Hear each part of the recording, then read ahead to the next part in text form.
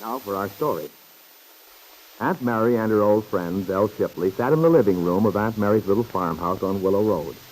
Dell had arrived a short while ago, having driven down with Lily Devon, a young entertainer who worked in her Chicago nightclub. Lily was very anxious to see Peggy Douglas, Aunt Mary's niece, who had roomed with Lily when she lived in Chicago some time ago. But Peggy was in town when Dell and Lily arrived at the farm, and knowing that Aunt Mary and Dell had a lot to talk about, Lily had decided to go outside and walk around. Now, after Lily's footsteps have receded outside, Aunt Mary turns to Dell. I'm so glad you brought Lily down with you, Dell. I'm very fond of that girl. Yeah, she's a good kid. So attractive, too, with that blonde hair, her lovely complexion. Yes, Lily has the looks all right. And she's just as good as gold inside, too. I've never forgotten how she looked after Peggy during all that excitement in Chicago last year. Yeah, Lily loves to cluck over someone. I've often thought it's a darn shame that girl never had a family of her own. Well, she's young. Maybe she will have someday. Honey. Tired, Dell? You must be after your trip down. No, it isn't that, Mary. Being here in this house again. I mean, it's swell seeing you.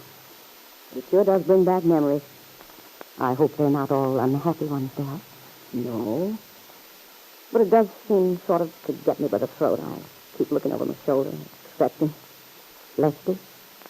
Yeah. Wish to goodness I could get that no-account, stubborn old so-and-so out of the system. It's ridiculous the way I moon over him like a girl 15 with her first beau. I can't seem to stop. How is he, Mary? Lefty's just fine, Dell. You know how he is. He goes along on a fairly even keel, unless something happens to Riley. Yeah, and I'll bet he's riled today with Lily and me showing up here. If I know him, he howled like a banshee when you told him we were coming.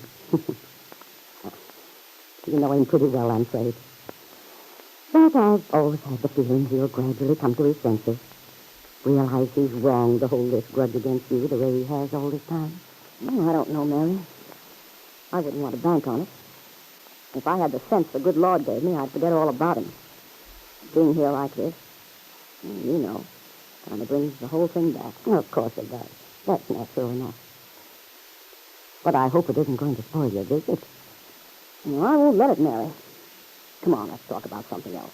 I ought to be ashamed of myself anyway. An old gal like me weeping all over your shoulder.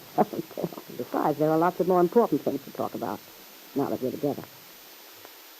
I hardly know where to begin. Well, first of all, I've been so anxious to know about Lisa. Oh, yeah, Lisa. You were right about that girl, Mary. You hit it right on the nose. What do you mean, Dad? About this husband of hers, Lance. Remember you told me as far as you could figure Lisa was still in love with him? Yes. From everything she said, reading between the lines, I was pretty sure. Well, she's in love with him, all right. You see, it was like this. Lily got wind of the fact that he was coming around to the club every night to watch Lisa dance. So, you know Lily. She never lets the grass grow under her feet when she's on the trail of something. She buzzes right up to the guy and gets to talking with him. Good for Lily. By the way, what sort of a man is he? Lisa never said a great deal.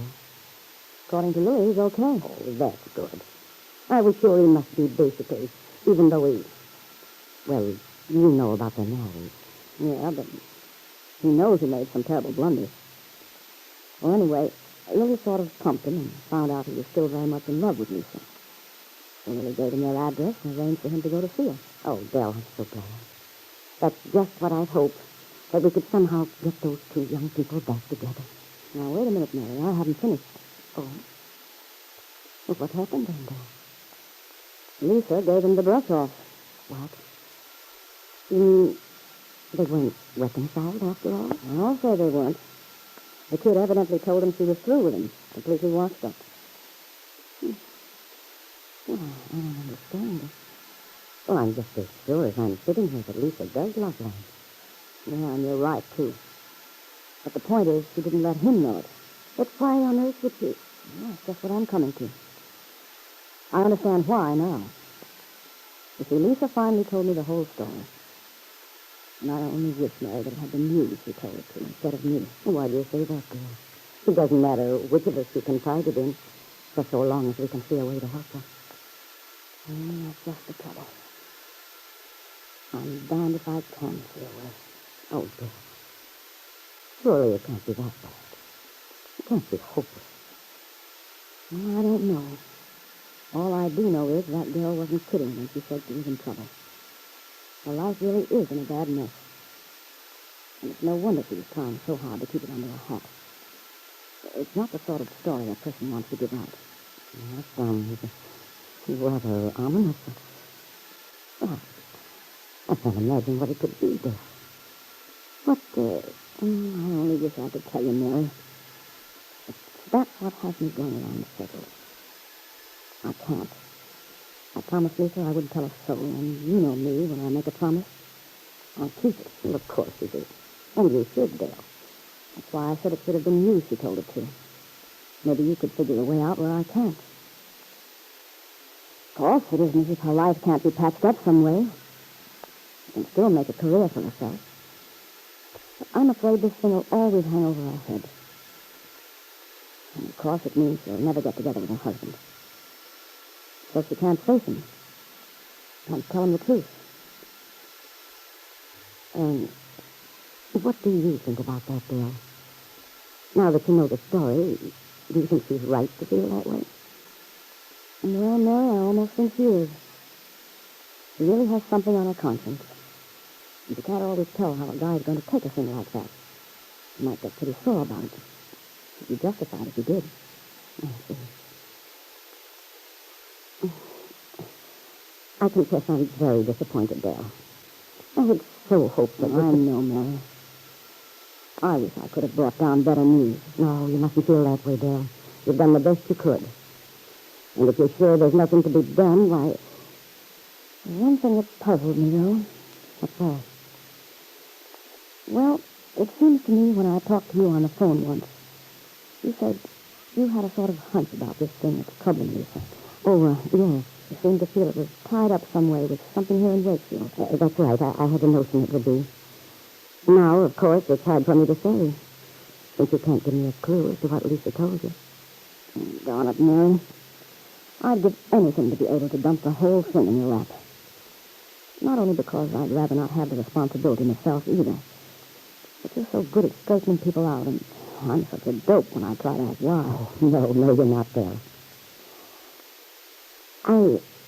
I do wish you could tell me one thing, though. Here, Mary, what is it?